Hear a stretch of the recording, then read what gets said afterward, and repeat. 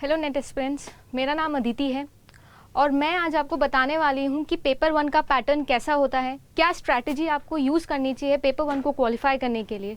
So basically आज इस पूरे वीडियो के अंदर हम नेट पेपर वन के बारे में बात करने वाले हैं। इससे पहले कि जैसे मैंने इससे पहले वाले वीडियो के अंदर आपको बताया था कि यूजीसी क्या होता है, एनटीए क्या होता है, नेट क्या होता है, इसी वीडियो को कंटिन्यू करते हुए इसी वीडियो सीरीज़ में इस चैनल के थ्रू मैं आपको पूरा नेट के बारे में समझाने वाली हूँ कि पेपर वन किस तरीके से क्वालिफाई कर सकते हैं और पेपर टू के लिए आप किस तरीके से अलग अलग सब्जेक्ट्स के लिए अलग अलग स्ट्रैटेजीज अपना सकते हैं, और वो सभी कंटेंट आपको इस चैनल पर मिलेगा। सबसे पहले अगर बात करूँ मैं पेपर वन की, तो पेपर वन जो होता है वो जनरल होता है और सब के लिए यानी अराउंड 81 से लेकर 84 सब्जेक्ट्स के अप्रॉक्सीमेटली जो है नेट एग्जाम कंडक्ट किया जाता है 700 सिटीज़ के अंदर। सो बेसिकली जो पेपर वन होता है वो सभी के लिए कॉमन होता है। उसके अंदर कॉमन चीज़ें आती हैं जो सबके लिए आती है। जनरल एप्टीट्यूड होता है जो आपको क्वालिफाई करना ज़रूरी होता है, अदरवाइज आप नेट को क्वालिफाई नहीं कर सकते। ये इसके साथ साथ मैं आपको ये भी बताना चाहती हूँ कि जो पेपर वन होता है वो बहुत ही स्कोरिंग इन नेचर होता है। अगर आप पेपर टू का कोर्स देखें, सिलेबस देखें, बहुत ही वास्ट होता है। तो अगर आप नेट को क्वालिफाई करना चाहते हैं, अगर आप वो अप्रॉक्सीमेटली 60% अबव मार्क्स लेके आना चाहते हैं ताकि आप किसी भी सब्जेक्ट पे हो, ऑन एन एवरेज इतना ही जाता है कट ऑफ, तो आप उसको क्वालिफाई कर सकते हैं अगर आपके पेपर वन के सब्जेक्ट्स पे कमांड हो। तो आज मैं उसी की स्ट्रैटेजी आपको बताने वाली हूँ कि किस तरीके से पेपर वन को आप अच्छे से प्रिपेयर कर सकते हैं मिनिमम टाइम के अंदर, मिनिमम एफर्ट्स के अंदर, और मैक्सिमम स्कोर कर सकते हैं ताकि आपका पेपर टू का जो बर्डन है, जो सिलेबस है, जो इतना वास्ट है, वो थोड़ा कम हो सके। तो आज अगर हम बात करें पेपर वन की, तो नेट पेपर वन के अंदर मैं आपको पेपर के पैटर्न के बारे में समझाने वाली हूँ। आपको बताऊंगी कि मार्किंग स्कीम कैसे होती है, how to score maximum with minimum efforts, और इसके अलावा मैं आपको बताऊंगी बाइफर्केशन ऑफ सेक्शंस, यानी कि जो मेरे हिसाब से मुझे लगता है कि किसी भी चीज़ को पढ़ने से पहले, यानी कि कॉम्पिटिटिव एग्जाम्स में जब आप जाते हैं, तो क्योंकि लगभग 10 लाख से ज़्यादा लोग उसी एग्जाम के लिए प्रिपेयर कर रहे हैं और हम सब जानते हैं कि net is one of the most difficult exams जो हमारी कंट्री के अंदर होता है। तो उसके लिए बाइफर्केशन करना, खुद के लिए खुद एक लॉजिक सेट करना, हर पेपर के लिए, हर एग्जाम के लिए वो बहुत ज़रूरी होता है। तो इसीलिए मैं आपको बताने वाली हूँ कि किस तरीके से आप अप्रोच रख सकते हैं नेट को क्वालिफाई करने के लिए विद जेआरएफ। तो अब आगे अगर हम बात करें पेपर की पैटर्न की या फिर मार्किंग स्कीम्स की, तो पेपर वन के अंदर लगभग 50 क्वेश्चन आते हैं और ये 50 क्वेश्चन जो होते हैं वो 2 मार्क्स ईच के होते हैं, यानी कि 100 नंबर का जो होता है वो आपका पेपर वन होता है। पेपर वन के अंदर अगर हम बात करें तो किस तरीके से आपको स्ट्रेटजीज प्लान करनी चाहिए, सबसे इंपॉर्टेंट चीज़ होती है पेपर वन के लिए कि आप प्रॉपर रिसर्च करें, किसी की बात ना सुने कि ये बुक फॉलो करनी है या वो वेबसाइट या फिर वो चैनल। मैं भी आपको आज पूरा गाइड करने वाली हूँ और आप उसके बाद खुद जज करिएगा कि क्या मैं सही बोल रही हूँ या नहीं, क्योंकि मैं बिल्कुल एनालिटिकल अप्रोच, बिल्कुल लॉजिकल अप्रोच आपको बताने वाली हूँ। पेपर वन के लिए बहुत सारी एम्बिगुअस सिचुएशंस आती हैं जब लोग बहुत अलग अलग तरीके की बुक्स यूज़ करने लगते हैं। कुछ जो होते हैं वो क्वेश्चंस को पहले अप्रोच करते हैं और उसके बाद कंटेंट के ऊपर जाते हैं। बट मैं आपको बताना चाहती हूँ कि जब तक आप प्रॉपर रिसर्च ना करें, अलग अलग बुक्स देखिए, सर्व करिए, और उसमें आपको समझ में आएगा कि किस तरीके से जो पेपर है आपको उसको अप्रोच करना है, किस तरीके से जो सिलेबस है जो इतना बड़ा है उसे अप्रोच करना है। उसके बाद सबसे इंपॉर्टेंट चीज़ होती है कि जो सिलेबस है उसकी एक थॉरो स्टडी आपको करनी है। आपको सिलेबस देखना है कि क्या सिलेबस में है, क्या उसके कंटेंट हैं, और उसी के अराउंड आपका जो पूरा का पूरा प्रिपरेशन है वो घूमने वाला होता है। तो ये सबसे इंपॉर्टेंट चीज़ होती है जो बहुत ही कॉमन मिस्टेक है जो सारे के सारे नेट एस्पिरेंट्स करते हैं। इवन मैंने जब अपना पहला नेट अटेम्प्ट किया था तब मैंने भी यही सोचा था कि पेपर वन को लाइटली ले लेते हैं और पेपर टू पे फोकस करते हैं, क्योंकि उस वक्त आपको लग रहा होता है कि अभी अभी आपने पोस्ट ग्रेजुएशन करी है तो आपका पेपर टू पे फोकस होगा, अगर पेपर टू पे ज़्यादा कमांड हो जाएगी। बट ऐसा होता नहीं है। अगर आप पेपर वन में स्कोर करते हैं तो आपका पेपर टू का बर्डन थोड़ा कम हो जाता है और आप इजीली नेट को क्वालिफाई कर लेते हैं, जैसे कि मैंने किया जेआरएफ के साथ। आगे जाके मैं बताती हूँ आपको कि कितना पेपर के अंदर हमें स्कोर करना चाहिए। सबसे पहली बात, बहुत सारे चैनल्स या बहुत सारे आप सोर्स देखेंगे, बहुत सारे मीडियम पे आपको बोला जाता है कि 45 क्वेश्चंस आप करके आइए, 48 क्वेश्चंस करके आइए। ऐसा बिल्कुल भी नहीं होता है। अगर ऑन एन एवरेज हम लॉजिकली एनालिटिकल अप्रोच के साथ सोचे तो ऑन एन अप्रॉक्स 60 अबव या 60 के अराउंड जो होती है वो बाकी सभी 81 सब्जेक्ट्स की इतनी ही कट ऑफ जाती है। तो सबसे पहले आप रिसर्च करिए कि आपके सब्जेक्ट में कट ऑफ कितनी जाती है, और उसके बाद देखिए कि पेपर टू के लिए आपके पास क्या कंटेंट है, कितना मटेरियल है, आप किस तरीके से उसको प्रिपेयर कर रहे हैं, और उसी के अकॉर्डिंग अपना मार्क्स जो है, अपने नंबर ऑफ क्वेश्चन जो है उनको मार्क करिए पेपर वन के लिए। स्ट्रैटेजी यही होनी चाहिए कि आपको पता होना चाहिए कि आपको एक्स्ट्रा बर्डन नहीं डालना है अपने ऊपर। अप्रॉक्सीमेटली अगर 30 से 35 क्वेश्चन भी आप सही करके आते हैं तो मैं आपको बता रही हूँ गारंटीड आपका नेट सिलेक्शन होने वाला है, अगर आप पेपर 2 के अंदर भी एवरेज हैं तो भी। तो ऐसा कोई बर्डन नहीं लेके जाना होता है कि 45 क्वेश्चंस करने हैं या 50 क्वेश्चंस करने हैं, ऐसा बिल्कुल भी नहीं सोच के जाना होता है। आप 35 क्वेश्चंस का एम रखिए, उसी के लिए प्रिपेयर करिए, अच्छे से प्रिपेयर करिए, डेफिनेटली होने वाला है कि आपका नेट क्वालिफाई हो जाएगा। अब आगे अगर बात करें कि प्रीवियस ईयर क्वेश्चंस क्यों इतने इंपॉर्टेंट बोले जाते हैं, आप कहीं भी जाइए आपको हमेशा बोला जाएगा प्रीवियस ईयर क्वेश्चंस बहुत इंपॉर्टेंट होते हैं। प्रीवियस ईयर क्वेश्चंस जो है उससे आपको एक बेसिक आइडिया बनता है कि हमने अभी तक अपना ग्रेजुएशन किया और अपना पोस्ट ग्रेजुएशन किया, हमको नहीं पता है कि इस तरीके के एग्जाम्स में क्या आने वाला होता है। तो सबसे इंपॉर्टेंट होता है पेपर 1 जो जनरल पेपर है, उसके लिए हम टॉपिक सिलेक्ट करें, जो आगे इस वीडियो में बताने वाली हूँ कि 10 कौन से टॉपिक्स होते हैं, उनको किस तरीके से बाइफिकेट आप कर सकते हैं और किस तरीके से उनके लिए स्ट्रैटेजी प्लान कर सकते हैं। मेरी एडवाइस आपको यही होती है कि सबसे इंपॉर्टेंट चीज़ किसी भी एग्जाम के लिए प्रिपेयर करने के लिए होती है कि आप प्रीवियस ईयर क्वेश्चन सेट उठाइए, प्रीवियस ईयर क्वेश्चन देखिए, आपको समझ में आएगा कि क्या पढ़ना है और क्या छोड़ना है। सबसे ज़्यादा इंपॉर्टेंट डिसीजन किसी भी कॉम्पिटिटिव एग्जाम के लिए होता है कि क्या छोड़ना है, क्या करना है, ये तो सबको पता होता है, बट जो सही डिसीजन लेता है छोड़ने के बारे में वही उस एग्जाम को क्वालिफाई करता है। और क्योंकि नेट इतना वास्ट एग्जाम है, लगभग 6 महीने से 1 साल तक का समय, इसका पूरा सिलेबस अगर आप 1 to 1 करने जाएंगे तो आपको लगभग 1 साल लगेगा।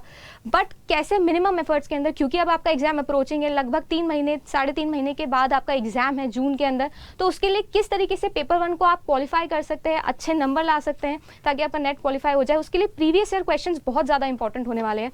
उनको देखिए, उन पर रिसर्च करिए, थॉरो स्टडी करिए, किस तरीके के क्वेश्चन पूछे जाते हैं, किस टॉपिक में से मुझे क्या पढ़ना है, वो बहुत सारा कंटेंट आपको वहीं से मिल जाएगा। इसके अलावा होता है कि किस तरीके से आप हैंड रिटन नोट्स बनाएंगे, बहुत ज़्यादा इंपॉर्टेंट होता है। कुछ 250-300 पेज की बुक उठा के अगर आप पढ़ने लग जाएंगे तो आपका कोर्स कभी भी कंप्लीट नहीं होगा। और अगर पेपर 1 में आप ये करेंगे तो पेपर 2 में तो फिर एक सब्जेक्ट की 10-10 बुक्स आती है, तो वो सब आप करने लग जाएंगे। तो सबसे इंपॉर्टेंट चीज़ जो इस चैनल के मीडियम से मैं आपको बताना चाहती हूँ कि hand pick notes, reference notes most important चीज़ है, जो मैं भी लेके चलती हूँ। मैंने भी अपना इसी तरीके से JRF क्वालिफाई करा। हर टॉपिक का आपके पास अपना रेफरेंस नोट होना चाहिए। ये अभी के लिए आपके काम नहीं आएगा, जब आप रिविजन कर रहे होंगे लास्ट का 1 हफ्ता, लास्ट के 10 दिन, तब भी आपके लिए बहुत ज़्यादा काम आने वाले हैं। तो पेपर 1 के लिए हर टॉपिक के लिए आपके पास एक हैंड नोट होना चाहिए। आपको पता होना चाहिए कि किस तरीके से नोट्स बनाए हैं मैंने, इसको किस तरीके से सॉल्व करना है, इसकी थ्योरी के अंदर क्या है, वो सारी चीज़ें आपको हैंड नोट से मिलेगी। बुक पढ़ के आप नहीं करने वाले हैं। बुक लाइए, आप डेफिनेटली लाइए, बहुत सारी बुक है मार्केट में और सारी ऑलमोस्ट एक जैसी ही होती है। उन सब बुक्स में से आप क्वेश्चंस चुनिए, क्वेश्चंस करने की कोशिश करिए। जो मेरा नेक्स्ट पॉइंट भी है कि हम किस तरीके से मॉडल पेपर्स और अपने आप को किस तरीके से टेस्ट कर सकते हैं। अगर हम एक टॉपिक को 10 दिन दें, उस 10 दिन के अंदर ऐसी स्ट्रैटेजी बनाइए कि हम 6 दिन जो है पेपर को अच्छे से पढ़े, उस टॉपिक को अच्छे से पढ़े, और बाकी के 4 दिन हम अलग अलग टाइप के क्वेश्चन उसे करें, अलग अलग टाइप के पेपर सॉल्व करने की कोशिश करें। जो भी ऑल इंडिया लेवल पेपर्स होते हैं, नेट के, सेट के, इसके अलावा अगर जो भी पेपर 1 की जो भी मॉडल आते हैं, जो भी टेस्ट सीरीज होती हैं, ऑनलाइन अवेलेबल है, ऑफलाइन अवेलेबल है, उन सबको करिए और अपने आप को टेस्ट करिए। और ये चीज़ आपको रिपीटेटिवली करनी है। जितने भी टाइम आप नेट के लिए प्रिपेयर करें, नेवर थिंक कि आप एक बारी जो क्वेश्चन से उनको निकाल लिया तो आप उनको हमेशा याद रखेंगे। ऐसा बिल्कुल भी नहीं होता है। हम सब जानते हैं ह्यूमन ब्रेन है, हम भूल जाएंगे। 15 दिन बाद आप वही क्वेश्चन भूल जाएंगे जो आपने 15 दिन पहले किया है। सो इसलिए बहुत इंपॉर्टेंट है कि आप बार बार प्रैक्टिस करते रहे उस चीज़ की, और प्रैक्टिस से ही आपका ये नेट का पेपर क्लियर होने वाला है। अगली चीज़, जैसे मैंने स्ट्रैटेजी के बारे में बताया कि ये कुछ कंटेंट होते हैं, ये बड़े बड़े नाम जो इस वक्त आपको दिख रहे हैं, यही होता है हमारा कंटेंट ऑफ पेपर 1। 10 तरीके की मॉड्यूल्स के अंदर इसको डिवाइड कर दिया गया है, जो कि अभी रिसेंटली हुआ है। इससे पहले तो बहुत बड़ा एक वास्ट सा PDF दे दिया जाता था और समझ भी नहीं आता था क्या पढ़ना है क्या नहीं, बट अब बहुत कंसाइज करके हमको बता दिया गया है कि teaching aptitude, research aptitude, comprehension, communication, mathematical reasoning, LR, DI, ये सारी जो चीज़ें होती है यही होती है आपके पेपर 1 का कंटेंट। अब आप मेरी बात सुनिए, इस चैनल के थ्रू मैं आपको सारा का सारा, यानी कि मैं और हमारी पूरी टीम आपको पूरा का पूरा कंटेंट प्रोवाइड करने वाली है कि किस तरीके से पेपर 1 के लिए प्रिपेयर करना है, किस तरीके से क्वेश्चन सॉल्व करने हैं, किस तरीके से आपको अहेड जाना है अपनी जर्नी के अंदर नेट क्वालिफाई करने के लिए विद JRF। अगर मैं अपनी बात करूं तो मैंने किस तरीके से इसको बाइफरकेट कर लिया था अपने दिमाग में। मैंने एक सेपरेट पोर्शन बना लिए थे कि मुझे ये पार्ट ऐसे करना है, वो पार्ट ऐसे करना है। वही अप्रोच मैं आपको एडवाइस करना चाहूँगी। गाइस, हार्डवर्क आपको करना है, बट मैं सिर्फ आपको स्मार्ट वर्क करने के लिए गाइड कर सकती हूँ, और वो गाइडेंस ही एक इंसान के लिए बहुत इंपॉर्टेंट प्रूव होती है। सो मैं अपना एक्सपीरियंस आपसे शेयर करना चाहती हूँ, क्योंकि मैंने अभी रिसेंटली दिसंबर के अंदर अपना एग्जाम दिया था और मुझे पता है कि किस तरीके के क्वेश्चंस आए थे या फिर किस तरीके के क्वेश्चन एक्सपेक्टेड हैं। तो उसके लिए बहुत इंपॉर्टेंट है कि आप भी अपने दिमाग में एक ऐसा बाइफिकेशन रख के चलिए। कुछ क्वेश्चंस जो होते हैं वो कॉमन सेंस बेस्ड होते हैं, कुछ क्वेश्चंस ही नहीं, कुछ पूरी की पूरी यूनिट्स, जैसे कि मैंने आपको बताया टीचिंग एप्टीट्यूड और अपना कम्युनिकेशन, ये कुछ ऐसे टॉपिक्स हैं, ऐसे सब्जेक्ट्स हैं हमारे पेपर 1 के अंदर जो टोटली कॉमन सेंस बेस्ड होते हैं। 40 से 50% जो क्वेश्चन है आप बिना पढ़े अगर जाएंगे तो भी आप सॉल्व करेंगे, अगर आपका फोकस उस वक्त पेपर के अंदर होगा तो सबसे इंपॉर्टेंट है ये डिफ्रेंशिएट करना कि कौन से पेपर के पार्ट है जिसके अंदर आपको कॉमन सेंस यूज़ करनी है और कौन सा है जिसके लिए आपको क्रैम करना है, रट्टाफिकेशन करनी है, वो अलग टॉपिक्स होते हैं। इसके बाद आते हैं कैम वाले, और कुछ होते हैं हमारे आईक्यू और प्रैक्टिस बेस्ड। प्रैक्टिस बेस्ड से तो आप सब कुछ समझ गए होंगे, जो मैथ्स आती है, एलआर आती है, रीजनिंग आती है हमारी, और भी रीजनिंग आती है, मैथमेटिकल रीजनिंग के अलावा लॉजिकल रीजनिंग हो गई, एलआर जिसको हम लोग बोलते हैं। इसके अलावा डीआई जो हमारा आता है, इसके अलावा कॉम्प्रीहेंशन जो इंग्लिश का पार्ट है, ये सारी जो चीज़ें होती है ये आईक्यू बेस्ड होती हैं, ये प्रैक्टिस बेस्ड होती है। इसका मतलब ऐसा नहीं है कि आपने एक बार ही सॉल्व करेगा या फिर एक बार ही आपने समझ लिया तो आपका हो जाएगा।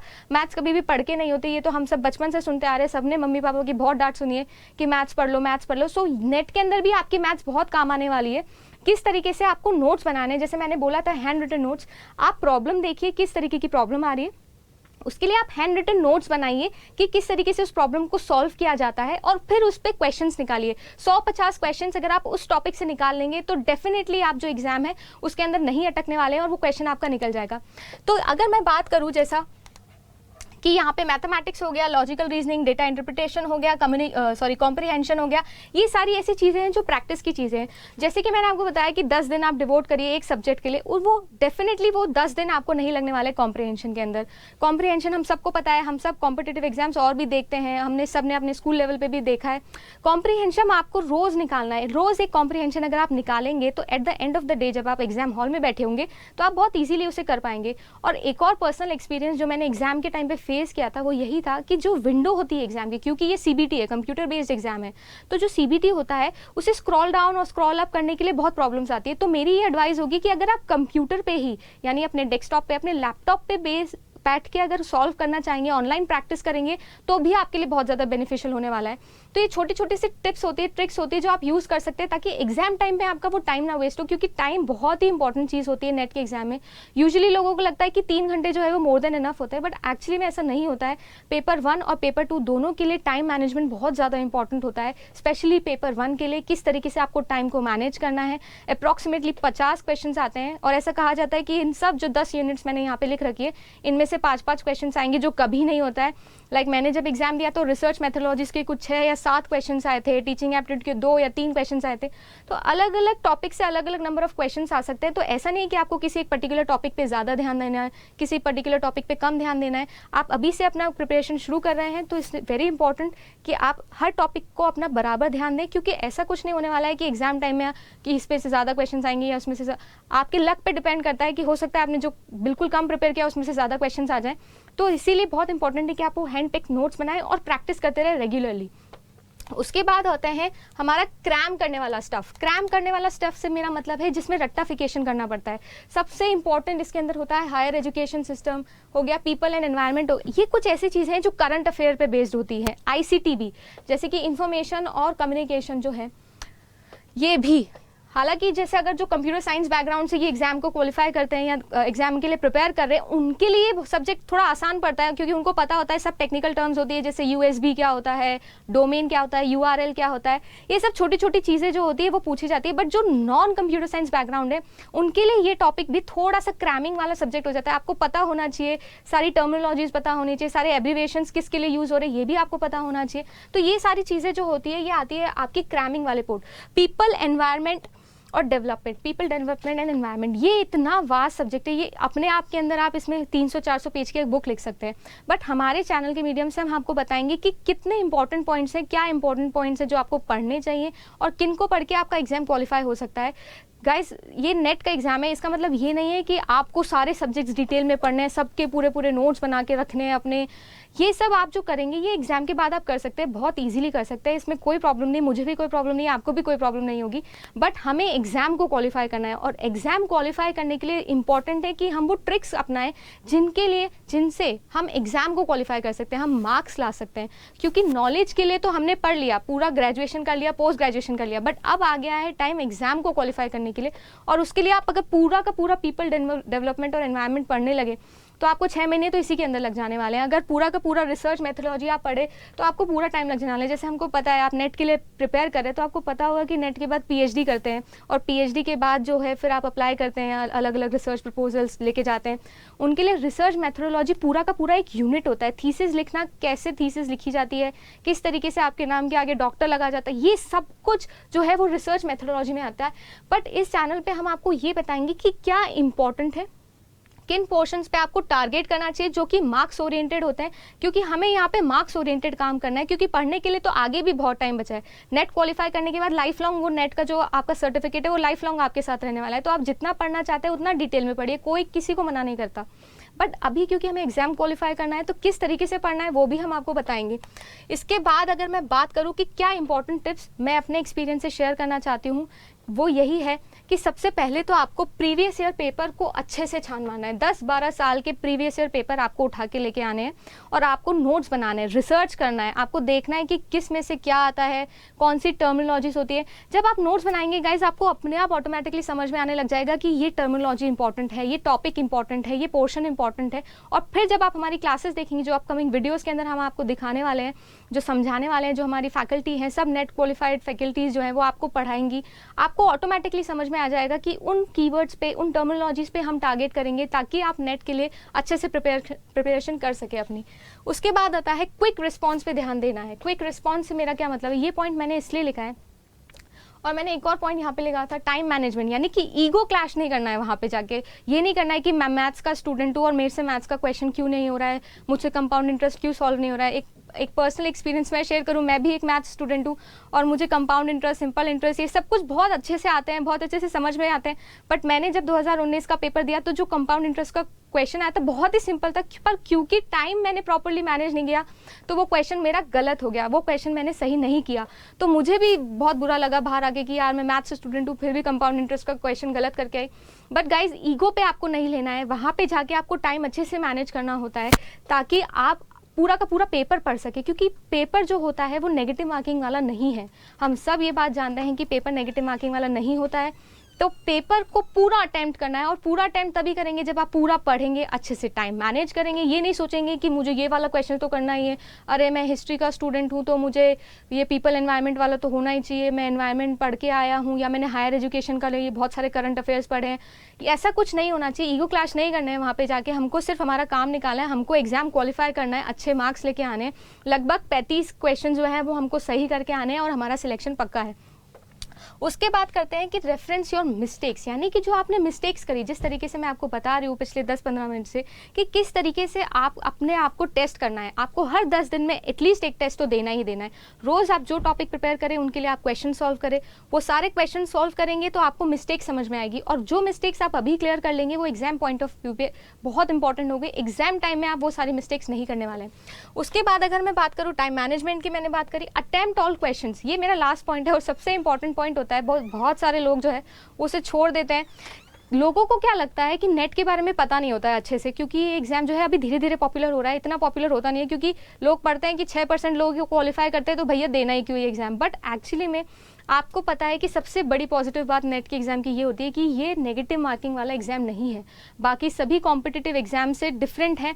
हालांकि इसका स्टैंडर्ड बहुत हाई होता है। एनटीए ये पेपर कंडक्ट करवाता है, बहुत डिफिकल्ट होता है। आपकी पूरी ग्रेजुएशन, पूरा पोस्ट ग्रेजुएशन, पूरा 5 साल 6 साल जितना आपने पढ़ा है, अच्छे से जो पढ़ा है, जो खराब भी पढ़ा है, सारी जो चीज़ें हैं वो आपकी आने वाली होती है इस एग्जाम के अंदर, सिलेबस के अंदर। लाइक फॉर एग्जाम्पल मैं कंप्यूटर साइंस स्टूडेंट हूँ, कुछ 28 सब्जेक्ट थे पेपर 2 के लिए जो मुझे पढ़ने थे। सो आप समझ सकते हैं कि ये कितना वास्ट होता है। इसलिए लोग इसके लिए बहुत ज़्यादा डर जाते हैं कि किस तरीके से पेपर को अटेम्प्ट करना है। बट अटेम्प्ट सारे क्वेश्चन करके आने गाइस, जो भी आपके दिमाग में आ रहा है। लाइक फॉर एग्जाम्पल मैंने बोला पहले कि कॉमन सेंस बेस्ड पेपर आता है, कुछ थोड़ी बहुत सारी चीज़ें जो होती है टीचिंग एप्टीट्यूड की या फिर कम्युनिकेशन, ये सब कॉमन सेंस बेस्ड होती है। अगर आप कॉमन सेंस के साथ वो पेपर सॉल्व करेंगे तो भी अच्छा है। ऐसा नहीं है कि आप पेपर करके आ गए हो तो गलत हो जाएगा या नेगेटिव मार्किंग हो जाएगी। हर क्वेश्चन के लिए 2 मार्क्स है, सही होता है तो मिलेंगे, नहीं होता है तो 0 मार्क्स मिलेंगे। तो सारे के सारे क्वेश्चंस आपको अटेम्प्ट करके आना है, और कोई एक्स्ट्रा बर्डन, जैसा मैंने वीडियो की स्टार्टिंग में बोला, ऐसा नहीं जाना है कि मुझे 45 क्वेश्चंस करने हैं, मुझे 50 क्वेश्चंस करने हैं।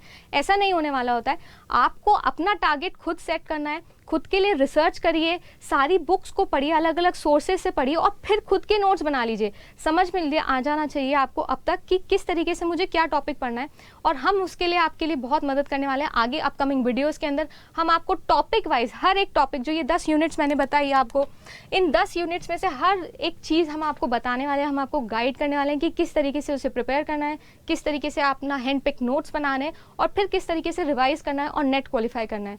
सो गाइज, आप देखते रहिए ये चैनल, हम आपको बताएंगे कि किस तरीके से नेट को क्वालिफाई किया जाता है। So thank you.